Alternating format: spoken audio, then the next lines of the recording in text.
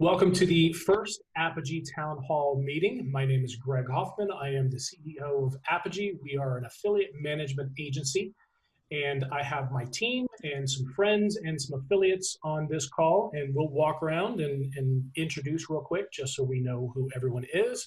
Starting with Daniel. He is there. Say hello, Daniel. Hello. And what do you do for Apogee? I am your CTO. I fix everything you break. Absolutely. And Kristen, say hello. Hi. What do you do? I'm one of the affiliate managers, so I manage programs. We will talk about that in a couple minutes. Okay. Anne, hello. Hi, I recruit affiliates and also I manage two of the programs. Okay, and we've got some friends on here. Liz is here. She is an affiliate manager. Say hello, Liz. Hi. We've got Buck.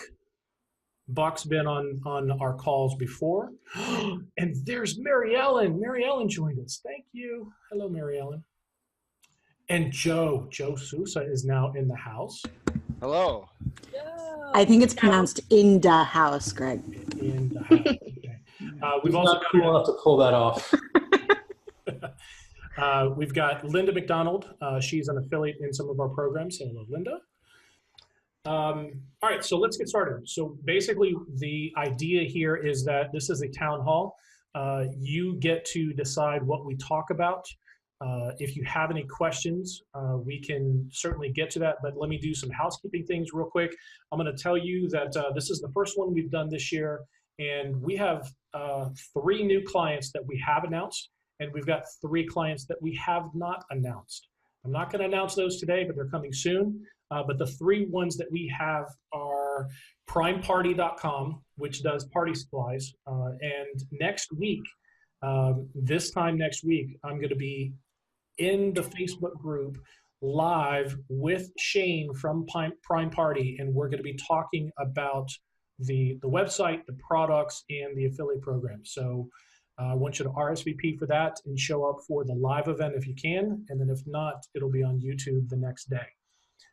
We've got 2 other programs. One is Kelly Co. Metal Detectors that launched last month. That is going to be a great program. And then in January, it's not 3 Sisters, Linda, it's 7 Sisters Scones. 7 Sisters Scones is a local bakery here in the Metro Atlanta area. And real quick, who's had 7 Sisters Scones? Raise your hand. And you all love them? That's a little Very too much much. so. Too much. Gain some scone weight. And Kelly Pagliano just joined us. She is an affiliate. Hello, Kelly. You don't have to be on video, but there she is. Hi, Kelly. Hi. All right, so we're just starting. We're just talking about some of our new programs. I will let you know that Kristen Evans is now managing, I've got 8 affiliate programs. So that is California, the California Wine Club. Snake Capital Farms, Flirty Home, First and Coffee, Grill Masters Club, 7 Sisters Scones, Lobster Anywhere, and Warm Belly Bakery. And within the next few months, you will be working on the Prime Party account too. Anne Paris has just been assigned 2 affiliate programs, True Dog and Vanabelt. So I'm there strategically, I'm there to help them, but they are going to be the lead affiliate managers on those 10 programs. So I gave away 10 programs, guys. It's a start. Okay, so this is for you affiliates. You tell me what questions you have. Anyone who wants to start? Linda and I were talking today about what to do when a program leaves the network that you're on. Cry if it's a good network. Yeah. Linda, do you have anything specific that you want to ask about that? To give you an example, in ShareASale, this is not one of yours, but this will give you an example. Wayfarer business was on ShareASale. They just pulled off of ShareASale and they've moved over to Commission Junction. So, so all my links in my posts on my website are now not providing me that income. So what's your advice on that kind of scenario? And number two, if this happens, like if one of your clients pulls out and decides they want to move somewhere else, how do we handle it? I'll take this one. So do you use Pretty Links or Thirsty Links on your blog? I have Pretty Links, but I really have not spent any time learning So it.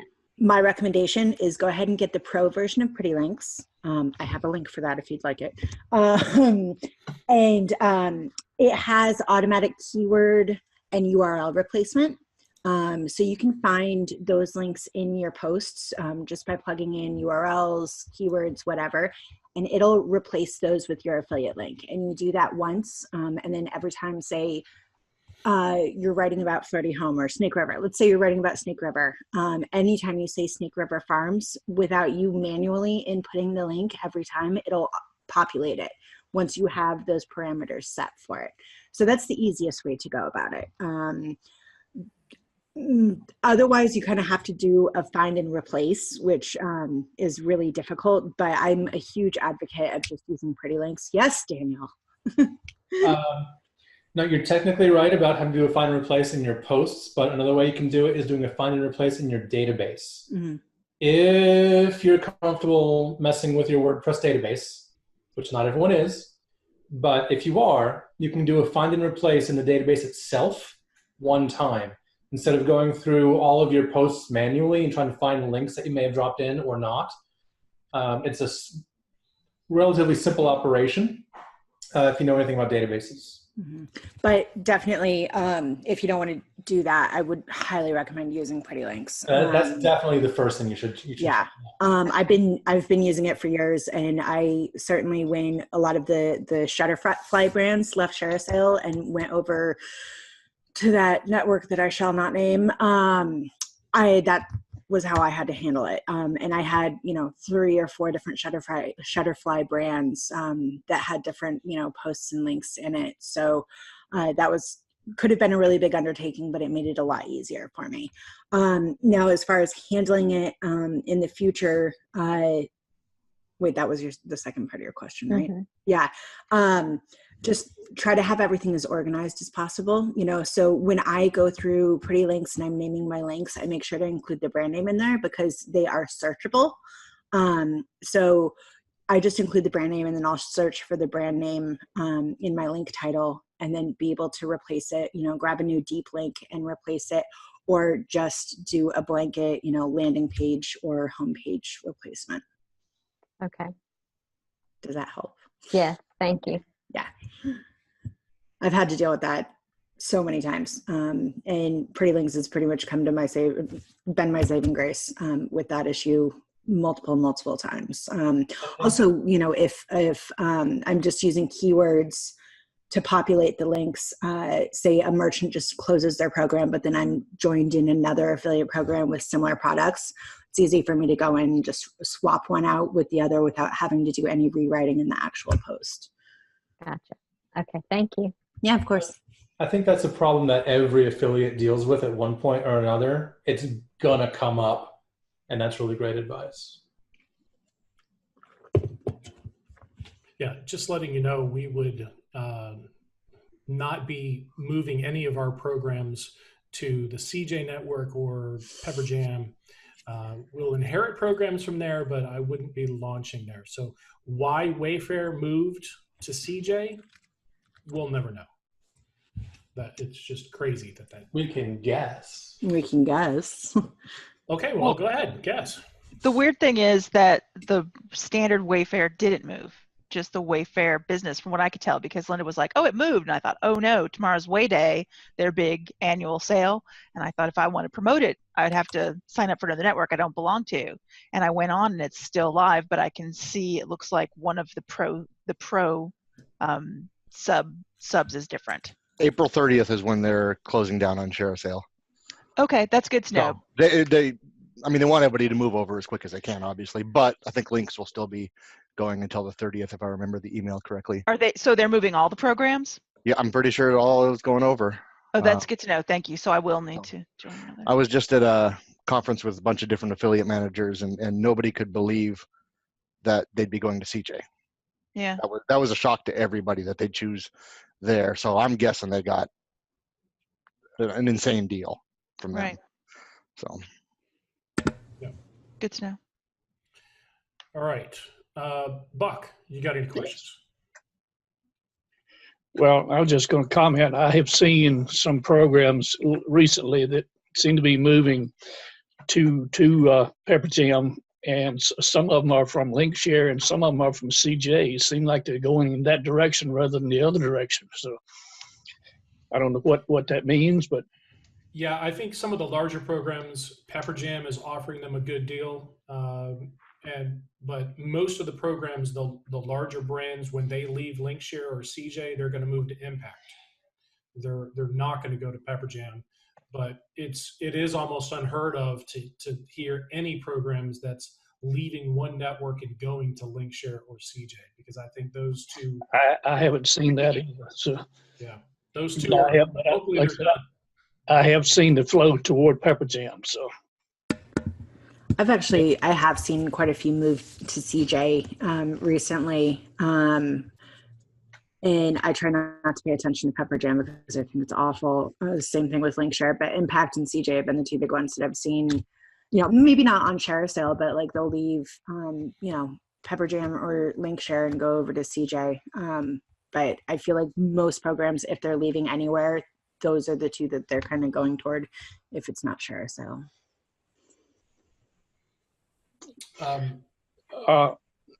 Also, just ask advice. I have a website called Vineyard Row, and I blog about the wineries through the Yadkin Valley in North Carolina and in Southern Virginia. I was wondering which one of your programs would you suggest to put onto that particular website, like maybe the wine club or Cork. Yes, I mean, I think Cork is a great one because it's Cork based products. So that definitely flows in with wine. And I think that even though you're blogging about wineries in a specific area, you can still fit in the California Wine Club because people who are interested in wine are interested in wine. That's pretty far reaching. Certainly you could include pretty much any of the food clients as well. There are some wines that pair great with lobster. There's wines I was just going to say that. Yeah. So, think about that. Think about what people are eating with their wine. Maybe you could even go as far as like what they're doing when they're drinking wine, sitting by a fire pit. You could include Serenity. Like it all depends on how far you want to go and how broadly you want to think about it. So, we have ones across the spectrum, I think. Even Flirty Home for the cooking. This is true. Really? Stuff. Mm-hmm. Yeah. Absolutely. They've got a really nice selection of cookware and cooking supply. What would you call that? Gadgets. Cooking gadgets, kitchen gadgets, Kitchen cooking accessories. gadgets, Yeah. accessories, kitchen accessories. Yeah. Mm-hmm. The wine pairs wonderful with food. So It does. All right. Do we have any we know other questions? firsthand. Any other affiliate questions? Because I'm going to jump into some pre-built questions. Anything? Kelly, do you have anything? Nope. Okay. So Mickey Reed is in our group, and Mickey has been asking some good questions lately. So I'm going to go through a couple of questions, but one of the ones that Mickey asked this morning was, if you have two different blogs and or social media channels, do you need to have two different affiliate accounts to generate separate affiliate links for each? Go. Anne or Kristen? You do not need to have two separate accounts, but it's totally dependent on the network. In ShareSale, you just need the one account. It is helpful if you list all of your domains and social media properties in your network profile.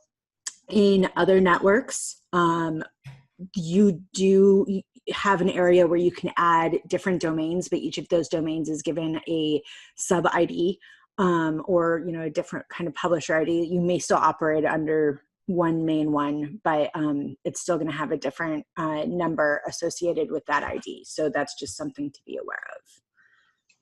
And I'll tell you, when I'm recruiting, I'm very limited in what I can search for. I have to get almost exactly the web name right. If I know, like Linda's Life on Summer Hill, if I just typed in Summer Hill, it might not pull her up.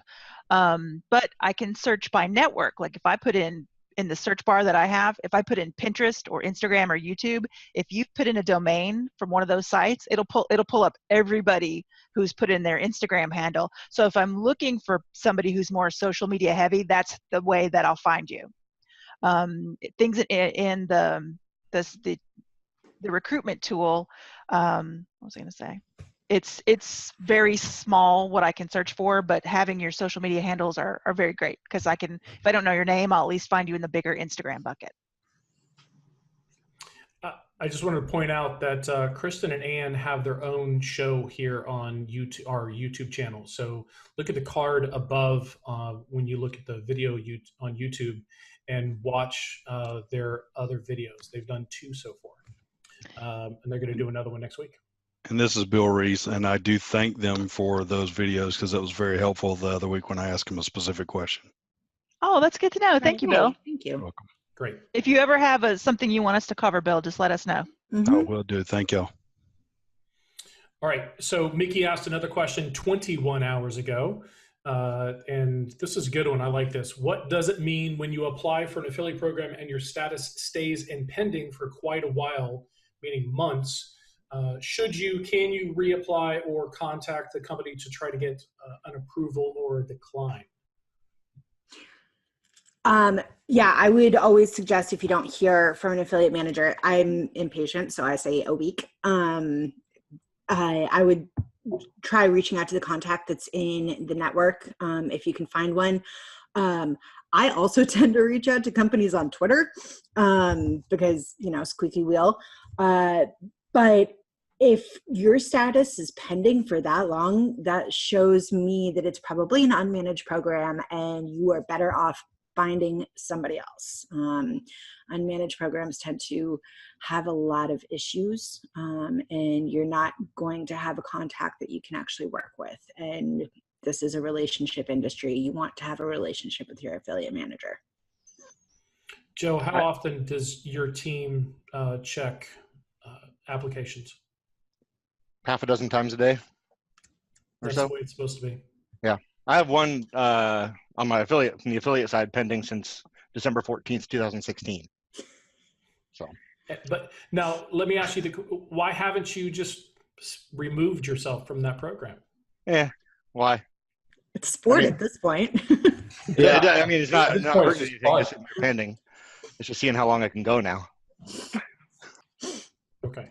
It is very common in the industry, and it sucks that, these programs are launched with no strategy.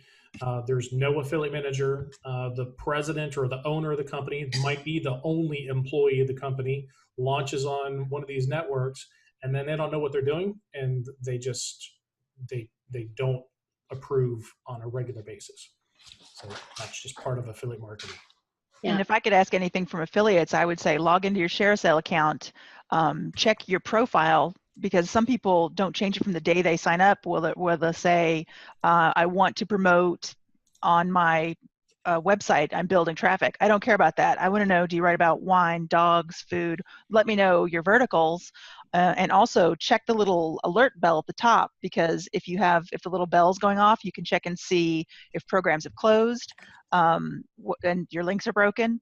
And also you can see if you've got an invitation to a program, because ones that are sent through the system like that typically have a VIP commission attached. So you may be missing out on an opportunity to make extra commission with a program that is recruiting you. Yeah, I think in most cases there's multiple merchants that can fulfill a need for a particular type of content. And I mean, I would always recommend that you reach out regardless, even if they've fallen off the wagon and they haven't gotten to those applications as quickly as they should have. It doesn't mean that there's no money to be made. I mean, definitely reach out, find out whether or not there's something that's holding up your application. Maybe there's not enough information in your application. Maybe they've been meaning to investigate you further and haven't gotten to you yet. And sometimes if you reach out to them, that can kind of move things along. That said, it does depend how badly you really want to work with that merchant and how unique they are. You want to work with responsive affiliate managers wherever possible. What are the main reasons that we don't accept affiliates into our programs? What are things you look for when you're giving approval that that a normal good affiliate is doing wrong, not somebody who, you know, is high risk to begin with? I got this one. Obviously. Softball. Nobody second guessed that one, Greg. I would say, let's just go down the list. The majority of the declines are going to be from coupon sites that are not US based. And they could be coupon or paid search non-US based. So if we clearly don't want to work with a coupon site from India, then they're going to be declined. A lot of the, you know, we will get applications from Russian websites that say we want to do PPC. Well, that's not even a consideration for our programs. So we go ahead and decline those automatically. A lot of the times the websites don't work. And I think that's probably the biggest one is it either doesn't work because they entered it in wrong, or they haven't built the website yet, but they put a domain that's parked at GoDaddy, or it's completely not relevant to our products. Right. I think when I'm reviewing applications, I mean, first and foremost, do I have a good understanding of what that affiliate's trying to achieve by becoming a partner? It should be clear. Most of the networks, if not all of the networks, do give you an opportunity to explain your promotional methods. There's a box there where you can type in details. A lot of people leave it blank, or they'll put in a one-liner that doesn't give us much to go on, to be quite honest with you. But I think it's also worth touching on that now that social media has really become as big as it has, and we're now, you know, merchants are now looking for influencers a lot of the time, that a lot of these people coming from, say, Instagram, they might have 40,000 or 100,000 followers on Instagram. That doesn't necessarily mean that they have a website. And so they may not put anything in there, and we might not realize that there's value there without looking at their social media profiles. But it's like, how do you get there? Yeah, I would only reject someone if it was clearly not a good fit. But we do have in the decline email that they are welcome to reapply or hit reply and tell me why they want to be part of the program. And there's lots of times that we go ahead and make a change. Okay, you gave us a great argument. Now I understand why or how you're going to market our client. Now we will approve you into the program. So hitting reply and either debating it or giving more information is always welcome. Mm-hmm. And I think that Liz touched on a couple of really good points. One, you know, you have the opportunity to kind of introduce yourself and put your best foot forward in multiple stages. Make sure that your affiliate profile is complete. You know, you have your, not only your main domain, but any other subdomains and social profiles in your actual share sale profile. Put your logo or a photo of yourself up there. Make sure that things are spelled correctly. Put your name in there instead of, you know, who, what, she, LLC, PhD.com, you know. We don't know how to address you if that's the situation. Go one above and reach out to the affiliate manager. Yeah. Try an email or a phone call. Yeah, absolutely. And try to initiate an actual dialogue. Yeah. And then when you're actually applying for programs, that dialogue box where it says, you know, how are you going to promote this program? Spell it out, you know, say, I think it's a good fit because, you know, this is what I'm talking about, or I'm creating a gift guide and I would love to include these products in my gift guide. Right now I'm working on a new vertical for my blog. It's not up yet, but I want to build it around this. You know, This is your opportunity to state your own case. And, you know, really it's not unlike applying for a job, like quite literally, so make sure that you're giving us as much information to work with so that we don't even have to have that back and forth and waffling to decide whether or not you're a good fit for the program. What would you affiliate managers recommend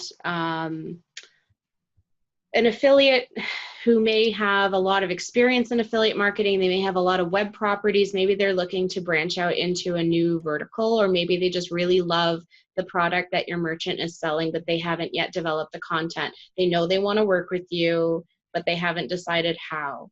How would you recommend they go about conveying that? Do you think, because, Greg, you touched on if their website doesn't match your vertical, you'd be apt to decline them? How would you go about recommending affiliates approach that? To add some notes, they need to talk about their marketing in the description. And I've seen that in descriptions. They clearly know that they're not relevant and their website doesn't match up. And they will say in the description, this is what I'm going to do. And I think every affiliate should say that. They should add in, instead of joining 10 or 20 programs a day, join one a week. And focus on it. Focus on a specific niche and say, this is what I'm going to do with your merchant. All right. Sound advice. So I want to continue going through the Apogee affiliates group and just call out a couple of other affiliates that have been very vocal lately asking questions. We love questions. One of them was Daniel Swick. Hopefully I'm saying that right. It's CWIK. Daniel's asked a couple of good questions over the last few months.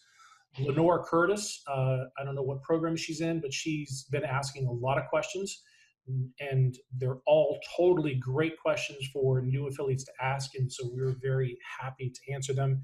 And then we always are happy to talk with Krista Icor. She always has good questions. She's in our True Dog program. She's in at least one more. I know she's going to be in one next week, but that we haven't announced that one yet. So we do love questions in the Apogee affiliates group. So no question is a bad question. What other questions can we answer? If not, we're going to close this out in the next couple minutes. Who's got something?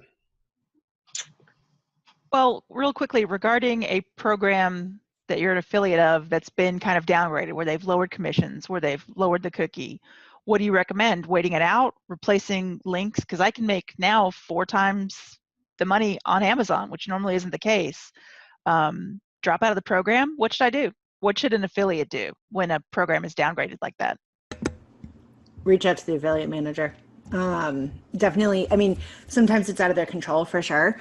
But I mean, you can definitely reach out to them and see, maybe if you've had really good performance, like you could get a little tiny boost, or, they might have some insights as to whether it's permanent or temporary. Because I've seen that happen before with programs where they knock it all the way down for like a month, and then they'll boost it back up a little bit. I mean, regardless, like it's kind of a crappy situation, but maybe for the interim, you do a mix of those original ones and then Amazon ones, just so that you're still making money from it.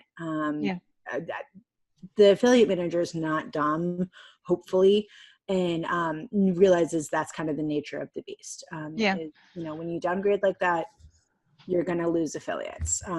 It occurred to me, maybe it's something that's happening to control costs with non-content creation affiliates. Like maybe it's there to reduce costs for coupon affiliates. I don't know. Sure. Unfortunately, that it sounds like were that to be the situation, they're not using conversion lines and protecting their content affiliates. But this could also just be, one of those things that the merchant comes across and they're like, this is how it's going to be done, period. The end. And so the affiliate managers has to deal with it, right? And there's a chance that it could be a mistake too. that if they have rules set up for coupon sites or loyalty sites that pay them a lot less, maybe you got tagged wrong. I mean, I've seen that happen before. So reach out and say, hey, why did this happen? And just explain what you're doing. And like Kristen said, sometimes it's just the nature of the beast. They are tasked with cutting costs, and that's what they have to do. Oh, that's a good point. And but there's always options. I mean, like I said, Amazon, they're always, most of the time they're going to sell what you are linking to another merchant. And last resort, it's not a bad place to go. Yeah. It's definitely a hard situation for the affiliate manager. And the cause, most of the time, I will speak for most affiliate managers in the industry, the cause is that there's someone new that comes into the merchant, and they either hate affiliate marketing, they think that they're spending too much, or they just don't understand the channel, and so they force the affiliate manager to make those changes. So, you know, that's the worst thing that can happen is we get someone new that comes in on the client level, and then we have to accept their thoughts on marketing. So it happens all the time. So patience is all I would say. And, you know, wait it out, talk to the affiliate manager and see what's going to happen in the future. And if it's a good affiliate manager, they've probably gone to bat advocating for their affiliates as much as humanly possible, because it's kind of the role of the affiliate manager is to be an advocate for the clients and do what the client says, but also to be an advocate for the affiliates, because we rely on affiliates to help, you know, help the whole cycle. So they probably are out there fighting for you. It's just, at the end of the day, you have to kind of do what your client says, or risk losing that business altogether. So, and also work with affiliate managers that are going to take care of you. I can't remember a time where any of Greg's programs have ever lowered my commission. Yes. I can't. It might have happened, but I can't think of any. You aren't beholden to any one merchant. You don't need to promote any specific merchant. So find the ones that take care of you and work with people that you like to work with. And I think it goes back to that whole, I mean, we've been saying this for years and years, but it never really gets old, is communication is everything. You know, you have to try to talk to your affiliate managers. Affiliate managers need to try to talk more to their affiliates, because ultimately you're working toward a common goal. And when you work together, then you can make magic happen sometimes. Nope. That's really the only magic bullet.